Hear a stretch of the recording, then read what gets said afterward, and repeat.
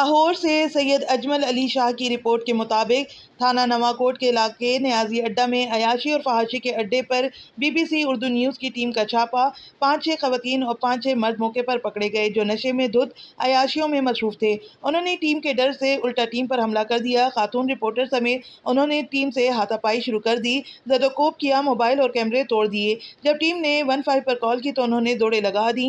एक मर्द और खातून और एक मर्द जो अपने आप को पुलिस ऑफिसर जाहिर कर रहा था पकड़े गए, जिन्हें मुकामी पुलिस के हवाले कर दिया गया। इस सिलसिले में अवामी, समाजी और सहाफ़ती हलकों ने मुकामी इंतजामिया से मुतालबा किया है कि वह ऐसे मनशियात फरोशों और अयाशी अड्डों को बेनकाब करके उन्हें करार वाकई सजा दी जाए।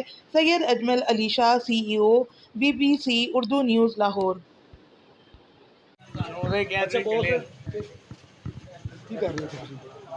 दस तो कोई गल नहीं, कैमरे सामने तो मजेदारी है, सारे फैमिली वाले हैं।